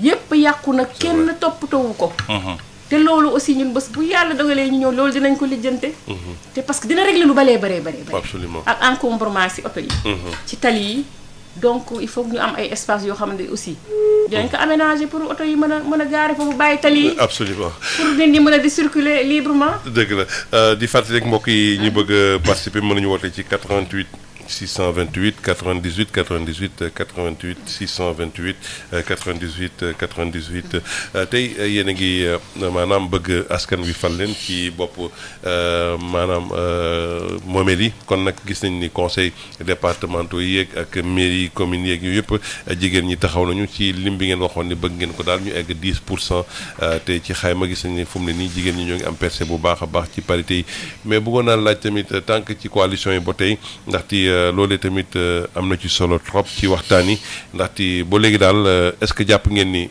conférence des leaders dinañ am déggoo boo xam ne dinañ ko wàccee ci base bi ndaxte gis nañ ni jigéen ñi ñoo ngi wane seen bopp te loi parité bi tamit ñëw na ne dañ ko war a respecter yëglu na ni dañ ko war a respecter par force ci fànn woowu. waaw loolu moom ñu ngi leen koy ñaan parce que suñuy kilifa lañ rek comme li ma wax rek. même ma jël ko ci ku nekk ci ligne ba pare asalaamaaleykum. maaleykum salaam. ku baax ñu ngi lay nuyu. waaw ñu ngi lay nuyu sëñ Moussa. waaw ñu ngi lay fay. di nuyu say bi tey yooyu. jërëjëf. seen ñaanal yàlla jàmm. amiin ñaanal jàmm ñëpp. amiin. waaw ñu ngi lay déglu ak ñoom. waaw sa xalaat yi rafet na. ñu ngi leen di ñaanal yàlla rek. parce que affaire yi moom joŋante la rek. ku nekk boo demee. nga ne góorgóorlu li ngay wax aussi. nga def ko. parce que ñun luy suñu problème mooy liñ ñuy wax avant. ak li ñuy def ci pendant. te dul bokk. waaw day bëri. waaw mën nañu dig trop. mais bu ñu demee ba jëfe jot. dina am day am safaan. waaw loolu rek mooy sunu problème. d'accord mooy le temps nag ñoom ñooñu comme ñoom ñoo ngi doog a ñëw di diggee te xam nañ li fi ne lépp parce que boo leen dégloo émission ba mu commencé ba ñun ñoo ngi leen di déglu. xam nañ li ne ci réew mi lépp. kon jaruñoo wax dara li fi nekk daal mooy li ngay wax na nga ko mën a def. jërëjëf. loolu mooy réew mi nag am na problème mooy am yombul defar lépp yombul. mais loo commencé di defar continuer nga defar ko ku ñëw xam ne lii même bu doon ne 2 mètres la sax nga xam ne defar nga 2 mètres après keneen bu ñëwee dina defar leneen. mais luy sunu problème mooy dagg-dagg bi bu kii ñëwee defar lii non ànduma ak moom damay bàyyi loolu dem defar ngir ñu gis ma boo ñëwee man ci waawoon pël gi laa dëkk. mais boo demee tey ci yow xam nga yoon wi boo bëggee dem Sokaabe tey bul xam Kër Masaar ci biir foofu ñun ñoo ngi fay dox bis bu lekk wala ñu ñëw mais boo nee booru lycée baag yooyu biir dëkk bi ni mu mel ëpp na. ëpp na def nañu département def nañ Kër Masaar département rek mais nag li ci war a ñëw. ñëwagul Kër Masaar dina metti de. dina metti trop ku koy jéem suma jigéen boobu di ko jéem a jël nag. na takk ndiglu bu baax rek. jërëjëf góorgóorlu jërëjëf. jërëjëf sëñ bi wootee ci Tivaouane Peulh ñu xaar su nekk am na keneen ku nekk ci ligne bi ñu daal di dajale question yi wala intervention yi daal di leen jox kàddu tuuti asalaamaaleykum. allo allo. waaw kooku ñu xaar keneen ci 88 628 98 98 ku nekk am na ku nekk ci ligne bi waaw am na ñu nekk ci ligne bi ñu libéré leen après dool yi. allo waaw allo. El Hadj Moussa Thiam. naam. gone gi ci mbedd mi. waaw gone gi ci mbedd bi. maa ngi lay ziar de. ñu ngi lay dellu ziar. waaw gëj a déglu. dëgg la. di déglu nag. jërëjëf. xam nga réew mi moom daa naqara waxee. waaw li ma lay wax rek. jikkoy wutkat du wutkat. bu amee rek ngay doo xam. waaye ndaw soo di wax ñu naan madame Diallo. xam naa ci moom lu bari moom xam naa ka gis nga am réew su bëggee dox sa koom-koom bopp ngay demee mais doo fekk ku ñàkk nga di ko fal. bu waa lekkee kees ga rek yow wóor na yàlla maanaam réew mi. dafa metti ku ni metti wu rek da na. xam naa moom bu baax mën naa la jox loo xam ne seexalu kenn seexalu ma leen. wóor na yàlla ci famille jàppale leen bu baax xam nga ki am benn jox la. su amee ñaar yow woto wax. dëgg la ndax man moom dama koy li ma koy wax dégg na ko. boo yanoo ñu jox la boo deful may taxaw di sànniwaat xeer. waaw man loolu laa gëm man réew mi moom laa gëm Sénégal laa àndal. am na ma ak nit. nit boo ànd ak moom bu mënul rek da ngay am problème. mais fii Kër Massar li fi nekk kenn mënu koo wax. département tout département la ñu am. waaw mais tali yaa ngi ni ngat ji marché yaa ngi mooy loolu. kenn mënu koo wax. ndox mi di taa ñaataat bu ndimbal jotee ñu jox ko ñi nga xam ne taalewuñu man gis naa délégué kat yoo xam ne dañoo bind seen i mbindaan ndimbal gi ñu doon wax dañoo bind ba bind seen i mbindaan billaahi ba mu jógee ñaan muñ leen jërëjëf muñ koy waaja wax na ne ko muñal mu ne foofu muñee ñu ne ko ci xol ma ne ko foofu lañ ma jam waaw il faut ñu wax nit ñi mooy loolu quoi ñu wax nit ñi réalité bi très bien réew mi dafa am lu maire yi mën a def am loo xam ne maire mënu koo def absolument dañu waxante dëgg tali état koy defar waaw maire dafa am ay partenaires lay wuti xool marché bu yàqu mu defar ko te marché yi li koy yàq xam nga lan la da ngay ubbi cantine teg table ci géej ca buntu woo sa jabaat ñu jël équipage Kër Massar boo fi ñëwee wàccee 5 heures barki alxuraan da ngay jooy dëgg la nit ñi ci kaw tali bi la ñuy lal waaw boo ta saaraanee rey leen ñu naan dañ doon daan suñu doole dañu waxante dëgg waay absolument nit ñi xool dañoo il faut ñuy yaru dëkk bi foog mag président nga dem ba fay naan ay réew mi daa war a jag booba muy dem yaa ngi fi bàyyi ni ñu gàññ jaajëf ab président xool président ba mu seeti ñaar avion la am yoo xam ne partenaire mi ngi dox ñun benn lañu amagul nañ waxante dëgg te yàlla tax gis nga réew mi xam nga lu ko yàq ñàkk waxante dëgg jërëjëf gone gi ci waaw gi xam naa waxtu wee ñu waaw jaajëf nekkal jàmm maa ngi nuyu soxna yi góorgóorlu leen jàpp leen yéen ñëpp ngeen war demal seen bopp bu leen kii ak ku leen falul ngeen fal seen bopp dégg nga jaajëf merci ñu ngi lay dégg xam naa ñu jël benn ba ñaar rek daal di jox kàddu gi soxna yi 88 628 98 98 asalaamaaleykum. maaleykum salaam. waaw kooku. maanaam damay lëkk tur bi quoi. foo ñu woowee ku baax. bitim réew waaw. bitim réew bisimilah. waaw Moussa man damay laaj benn affaire. man commune yi man marché yi ñoo ma gën a jaaxal ci commune yi quoi. parce que commune bu mel ni Rufisque mais nan la population bi war a mën a amee maire et foofu ni mu mel noonu boo ko gisee ci télé bi sa yaram day daw quoi. salfe nit ñi fu leen neex ñu teg table mais encore l'état bi là ils sont résidents wala ci biti la ñuy jógee. ñëw ci commune bi parce que man mënu ma yaakaar ne am na commune boo xam ne ces résidents eux-mêmes ñoom ñooy salfeel seen commune quoi. mënu ma gëm affaire boobu. parce que commune bi commune bu nekk war nañu jox benn pouvoir boo xam ne même sax bu fa bëggee def dara da nga war a laaj population bi ndax am nañ ci wala amuñu ci. man dem uti ay partenariat man gëmuma ko quoi.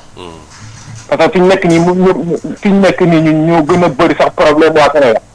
ndax xaw ma nan lay partenaires yi di jógee fii. ñëw di leen dimbali quoi je ne sais pas. mais man dama yaakaar ne lépp population bu nekk il faut nga imposer ko ni mu war a vivre rek nga xam ne boo demee ba tawax dara ñoom nañu xam ne lii ñoom ñoo ko fi defal seen bopp. war duñ ko yàq. dëgg la. loolu problème mbalit bi commune bu nekk boo xamee say habitants. ñaata lañ ñu. ñaata kër nga am. waaw. mais pôle mbalit yi pour rien du tout. na nga dem ci usine plastique yi di defar ay gaal ak ay kenn xamul Sénégal. mais commandé kër gu nekk nga dugal fa benn. te c'est obligatoire kër gu ne woon c'est obligatoire. kër gu nekk nga dugal fa benn par force dañuy fay parce que yow mbalit mi amatoo droit di ko tuuri feneen lu dul xaar ki koy yóbbu mu yóbbu ko. très bien. mais da ngay il faut nga xam comme lu ñu ci dëkk. dëgg la waaw c'est important. waaw jox kenn ci nit bu nekk nga jox ko mbalit nga jox ko pôle mbalit bi pôle mbalit recyclable bi. ak pôle mbalit bi nga xam ne kenn du ko recycler.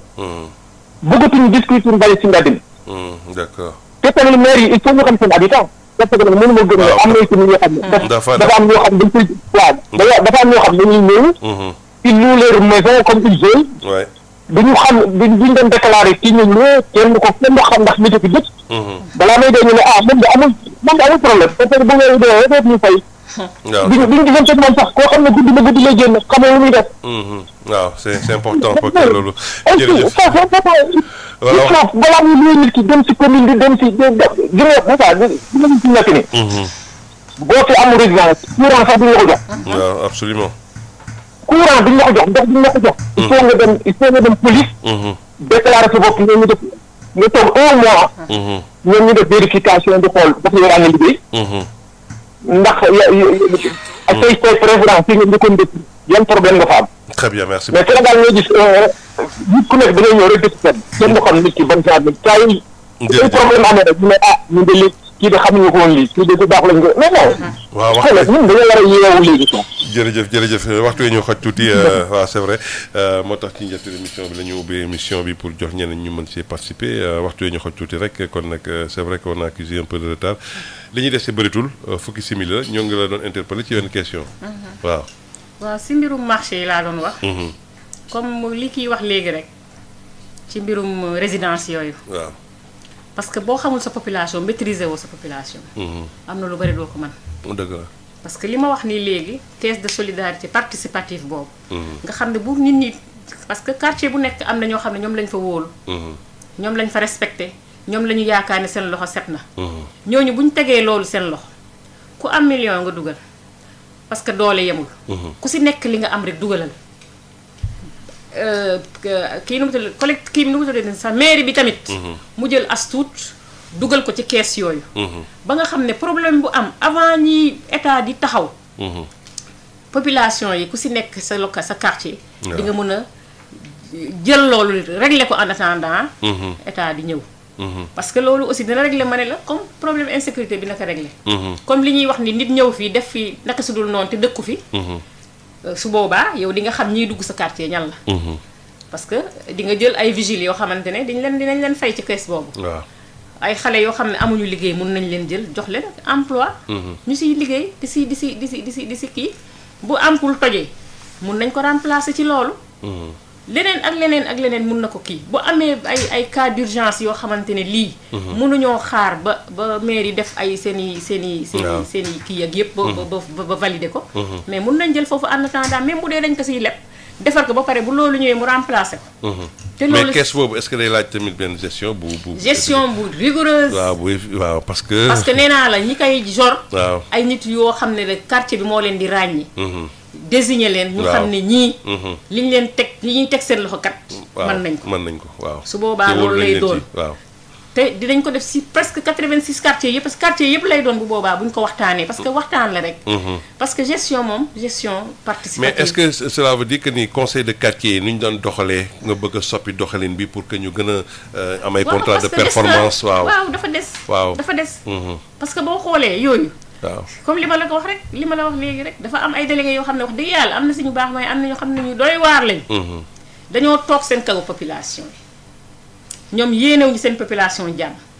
seen bopp rek ñoom na seen ceeb tooy li si des seen yoon newu ci. délégué ngay gis ñu indi machine kii moteur nu mu tuddee sax benn pompe may la jox la 100 litres nga ne man maa ko moom man lañ ko jox sama loxo. kenn du gis essence ba. kenn du gis pompe ba.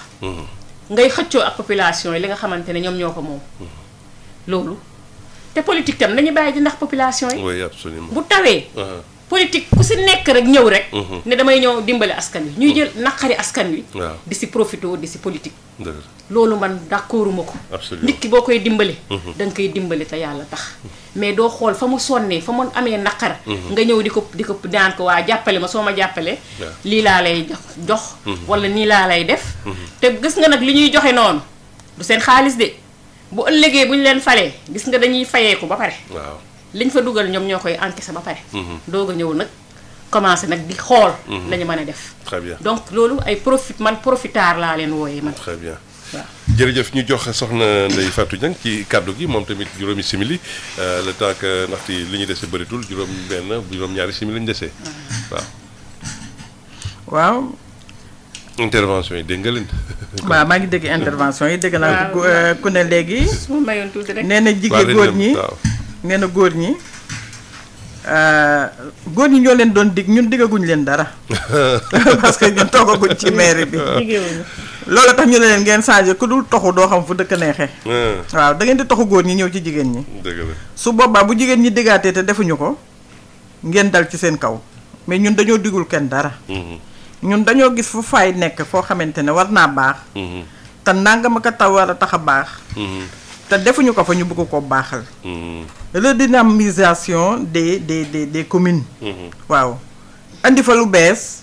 defaraat ko ba nga xamante ne dinañ ne ñun kat bu ñu yëgoon jëkk ci jigéen ñi et puis jigéen ñi def de sorte que bu ñu tëyee communes yi góor dutul sañatee taxaw di laaj mairie. parce que population bi ñooy bañ. waaw ñun loolu lañ bëgg ñun tey moom lañu taxawee. te buñ ne communes yi amuñu xaalis mais état baa ngi leen di dimbali. waaw les fonds de dotation. waaw fonds de dotation yaa ngi fi. Pakasen mu ngi fi Pakasen li muy joxe ci xaalis. ci kii bi xam nu mu toll. bëri na. Sabodala lu fay jóge ñu ngi ciy sedd maire bi. cimenterie yi ñu ngi ciy sedd maire yi Sénélec et tout ça. donc yow ya ngay am sa budget ñun bu ñu amee budget 1 milliard et quelque. mais lii daf ciy dollaku. ak yoo xamante ne sax limu ma ko. parce que mënuma lim lépp. kon état bi mu ngi defal maire bi li mu leen war a defal. état bi nag xam na ne kii démembrement de l'état la. parce que xam na ne bu commune yi doxul dara du dox. parce que bu fekkente ne commune bu nekk ka fa nekk liggéeyul mais Sénégal du dox parce que Sénégal ay commune dong nga ko wër. ak ay département donc ñooñu bu fekkente ne liggéeyuñu seen liggéey seen xaalis defuñu ko ci commune bi. defuñu ko ci population bi. ah mais état bi day sonn rek mooy li may wax ne bu fukki dee bu kenn dee gas fukki di suul. pënd bàyyi bari mais pax doo am waaw absolument loolu nag moo leen dal moo tax état bi aussi war a bàyyi xel ci maire yi liggéey ak yu liggéeyul. parce que maire bu la joxul bilan joxul population bilan. mais waruloo ko imposer population. mais justement état mu ngi envoyé IGE da koy def. voilà da koy def ñu koy ñuy saytu doxalin beeg yooyu. di doxalin. waaw boobu ba léegi sax gars yi ci commune yi. surtout que ñu ngi ci commune yi. te yow xam nga ne kii li muy doxal nëbbu ci dara. waaw mu ngi koy def aussi au vu de tout le monde. waaw. li muy def mu ngi tabax kër yu dul jeex bañ na ko ba am fiitu taxaw ci télé ne maa fi gën a riche ci maire yi. am naa tant de millions xaw ma milliards. mais est-ce que gestion foncière boobu ñuy wax ci Kër Massar foofu di xam nga maa ngi jégalu. Wakaam di ngeen ciy taxaw bu baax parce que foofu tamit. jafe-jafe la mais foofu moo metti parce que maire bu taxaw ne la am naa ay hectares yu tere du dee xam nga ñaata hectares. loo xam ne sax yow président bi sañul wax ne am na loolu ci hectare nga ne am nga ko ci ay hectares te yow mosoo. liggéey ba ngay dugg maire mosoo liggéey tu es parti de rien. du fekk fenn foo fekk xaalis nga taxaw ak sa population wax leen loolu. mais nag am na droit gars yi am nañ droit bind waaw dénoncer. mais est-ce que yéen leen koy def wala askan bi foofu. mais nag ñun ñu ngi bind ba tas man bind naa bu bëgg a dee. nag xalaa ña muy seet ña muy liñatu mooy ñi waxul mais kii wax na la man am naa temps. laaj ko fu mu ko jëlee. waaw absolument nee naa la jënd naa ñeenti oto juróom-ñetti oto pour samay jabar bi ma toogee ci mairie beeg léegi. jënd naa ñeent ba budget ba ñu bëgg njëkk a voté ñeenti oto la jënd pour ces femmes. ñu toog 2 ans mu voté waat budget jëndal ñun benn oto ku nekk benn kii benn xaw ma Renault oto yooyu yu kii yooyu. toogaat 2 ans jëndal yeneen jabar ay oto ay Ford. Ford 4x4 bu njëkk ba la Ford simple la woon bii ay Ford 4x4 ñun ci ay Renault ñun ñii liggéey kat dee. di leen jox dotation essence et tout ça te nëbbu ko. mais kon OFNAC kay xanaa kii nëbbu kay ngay liñatu mais ki nga xam ne li muy def mu ngi koy def ouvertement. mais fonds yooyu fu muy jógee parce que day waar ndaxte ki nga xam ni moo di le sous-préfet ak le préfet ñoom xam nañ ni li ñuy voté ak. li ñu voté ca budget ya maanaam ndokkoon ci nomenclature budgétaire loolu la ñu war a génne dem génne ko fële ca trésor bi mais xaalis yëpp fu mu jógee. voilà xaalis boobu fu mu dugg. léegi nag sous-préfet man dem naa fa ba mu jëg dinaa sous-préfet dematuma fa. waaw. ndax man sama carte grise bi ñu yoroon rek sama oto mu bañ na du ma jox sama carte grise oto. damaa dem préfet ne ma ñun mënuñ ci dara parce que acte 3 de la décentralisation moo ñu yeew ba tax ma ne lu ñu maire yi dara ma ne comme que nag yéen da ngeen fi nekk figurant. ma ne lu leen maire yi dara kon c'est n'est plus la peine may sonal sama bopp di ñëw. d'accord nañ ko bàyyi. d'accord donc man li ma bëgg a wax. li ma nga may ma tuuti. mooy. jot na ñu soppi daal fu mu ne dafa jot voilà. ñu jox jigéen ñi. ñu jox jigéen ñi moo gën bu jigéen ñi waxee rek ñu ne dañu daan dig ñun diguñu kenn dara. parce que jigéen am na jom ak fulla ak fayda joo xam ne. du la dig lu mu mënul. dëgg la waaw du digaate lu mu mënul. ndax tey ñoom ñi yor seen kër ñoom góor ñooñu. waaw xam nañ ne da ngay tëlee jënd chambre à coucher sa soxna dem te natte yi góorgóorlu ba indi la chambre à coucher. macha allah nga di ca tëdd mu neex lool. waaw. manoo defar sa kër ñu dem mu judd ko ci natte yi ba ñëw defaral la sa kër kooku ba la ne bu ma yoree dëkk bi dinaa ko defar da nga ko war a gëm. dëgg la nga toog waroo mën a jox sa jabar dépense joxoo ko dépense mu dem tësta ci jàmm ak salaam. ñëw indi la dépense nga lekk ba suur. lekk say ginaar. waaw gon nag ñun jigéen ñi lu ñu leen wax war ngeen ko mën a gëm war ngeen ko mën a jàpp parce que yéen a ngi koy dund ci seen i biir kër. absolument kon nag ñun bu ñuy jël bu ñu toogee tey ba mer révolté wu depuis l'indépendance ba léegi. ñu toog di muñ di leen jàppale ngeen di yor maire yi te defu leen ci li ñu neex. defalu leen ci suñuy doom yi ak suñuy sët yi li leen neex. waaw am nañu droit nag taxaw. très bien. waaw xam ne ñun dëkk bi ñoo ko bokk. comme daal fu mu ne nii. waaw samp nga sa ndënd. damaa samp sama ndënd. te nag li ma tax sama ndënd révolté ci lii am. benn nit rek bu nekk Wakaam benn nit une seule personne. nekk problème mu àddina yëpp. waaw wax rawatina Wakaam ga nga nekk. moo tax bu ñu nee c'est un fin politicien ma ne leen man day fin politicien dina tax bëggatuma def politique. waaw parce que fin politique mooy ngay nax nit ñi. di jël alali nit ñi di lekk. ñu ne bon diw dafa mën politique parce que lii lay def. mais kon ñun gor yi. war nañoo génn nag def politique. très bien parce que bu fekkee dañu toog si suñuy kër ne ñun kat ku deful politique baaxuloo ndax ñëpp def politique ñëpp. si suñu maire bi noonu lañ mel. ba tax gor yi toog si seen biir kër ne du ñu def on va le subir pendant des années et des années du mos a deñ pesam gémmiñ nag borom a koy fajal boppam. kon nag taxaw ngeen temb ci loolu. kon xam naa mbokki nag waxtu wi ñu tënk.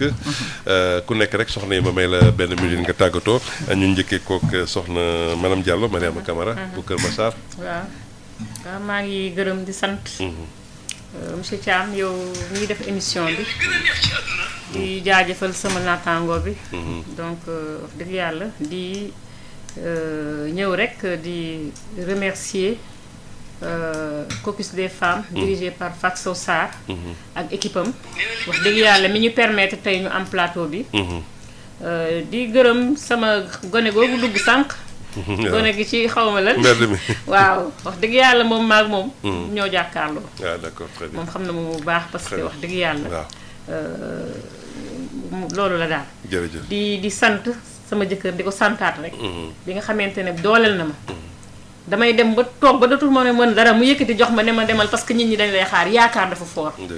boo fi toogee léeg-léeg ma voyagé. ne ma daal bàyyi rek mu ne ma demal parce que ñi lay yaakaar dafa bëri. demal nga jàppale leen parce que bu ñu la gisee seen xel dina dal. mu xam ma ci social. jàppale ma ci.